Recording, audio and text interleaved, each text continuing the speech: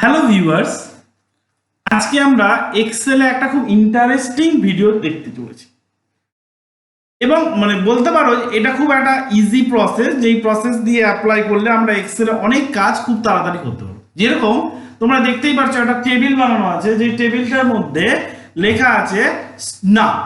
তোমাকে বলা হলো নাম এবং ফার্স্ট নেম এবং লাস্ট নেম দুটোকে আলাদা করতে হবে। তাহলে আমরা কি করতাম, যে এখানে গিয়ে দেখলাম এই যে ফার্স্ট নেম লিখলাম, এখানে গিয়ে লাস্ট নেম, তাই তো। কিন্তু এইভাবে করলে অনেকগুলো টাইম লাগবে, অনেক সময় লাগবে। কি করবো ফার্স্ট, আমরা এটা খুব সহজে আমরা এটা করতে পারি। তাহলে ফার্স্ট অফ অল আমরা এটাকে কপি করলাম, এখানে গিয়েও পেস্ট করে দিলাম, যেহেতু লাস্ট নেমও বের করবো সেই লাস্ট নেমে গিয়েও পেস্ট করে দিলাম।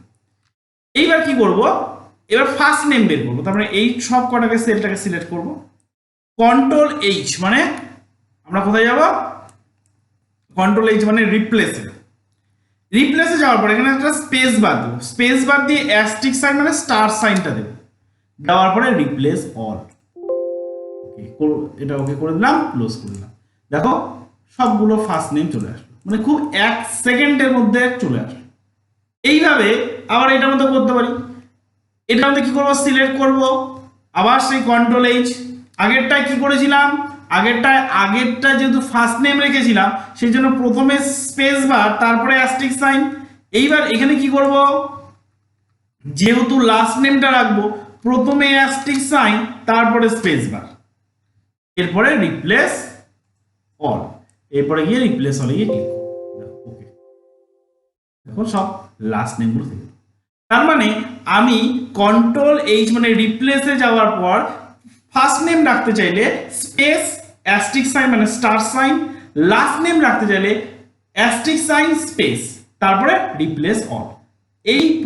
এইভাবে যদি আমরা করি খুব ইজিলি এটা হয়ে যাবে। ওকে, এইবার আমরা আরেকটা দেখব। এর আগেরটায় আমরা কি দেখলাম, আগেরটায় দেখলাম যে নাম থেকে ফার্স্ট নেম এবং লাস্ট নেম দুটোকে আলাদা করা হলো। এইবার আমরা দেখব যে এইখানে কিছু নাম্বার দিয়ে দিয়েছে, যেই নাম্বারে কিছু পয়েন্ট দিয়ে নাম্বার আছে, যেটাকে বলবো আমরা ফ্র্যাকশন ভ্যালু, তাই তো, বা ডেসিমেল ভ্যালু। তো আমরা এখানে কি করব, নাম্বারটাকে আলাদা রাখবো, ডেসিমেলটাকে আলাদা রাখবো। ঠিক আছে, এইভাবে যদি আমরা হিসেব করতে যাই তাহলে সেক্ষেত্রে আমরা এখানেও আবার সেই আগের মতন এই যে 856 এখানে 0.25 এইভাবে আমরা লিখবো না, আমরা এইটাকেও ফর্মুলার সাহায্যে নিয়ে আসবো। তাহলে কি করব, তাহলে দেখো এখানে সেলটাকে সিলেক্ট করে ইকুয়াল টু আমাকে লিখতে হবে INT, ফার্স্ট ব্র্যাকেট দেওয়ার পরে দেখো লিখেই দিয়েছে নাম্বার সেল, মানে নাম্বারের সেলটা দেবো, ফার্স্ট ব্র্যাকেট ক্লোজ এন্টার। দেখো যেই নাম্বারটা ছিল সেই নাম্বারটা কিন্তু এখানে চলে এসেছে। এবার কপি করে দিলে সবগুলো চলে আসে। তাহলে এখানে আমরা কি পেয়ে গেলাম, নাম্বারটা পেয়ে গেলাম। এবার ডেসিমেল ভ্যালু মানে পয়েন্টের পরেরটা আনতে হবে। তাহলে এটার জন্য কি লিখবো, ইকুয়াল টু, এখানে কার্সর সেট করে নিই, ইকুয়াল টু দেওয়ার পরে প্রথমেই দিতে হবে নাম্বার সেল, মানে এটা মাইনাস নাম্বার সেল থেকে প্রথমে নাম্বারটা বাদ যাবে সেই জন্য মাইনাস, তারপরে লিখবো INT, তারপরে ফার্স্ট ব্র্যাকেট আবার নাম্বার সেল অ্যাড্রেস, মানে এই আবার সেই সেল অ্যাড্রেসটাকে দেব। সেল অ্যাড্রেসটাকে দেওয়ার পর ব্র্যাকেটটাকে কপি বন্ধ করে এন্টার দেব। দেখো এখানে চলে আসলো 0.25, মানে প্রত্যেকটা এবার এটাকে কপি করে দাও, প্রত্যেকটাই এইভাবে কিন্তু চলে আসলো।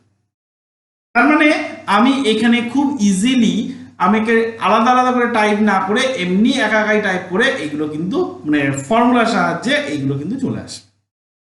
তার মানে এই কোডটাও যদি আমি অ্যাপ্লাই করি, তার মানে এই দুটো কোড দিয়ে অ্যাপ্লাই করলে নাম্বার এবং ডিভাইড মানে ডেসিমেল প্লেস বা ফ্র্যাকশন গুলো যাই বলো না কেন আলাদা করতে পারি। ওকে, তাহলে আজকে এইটুকুই থাকবে।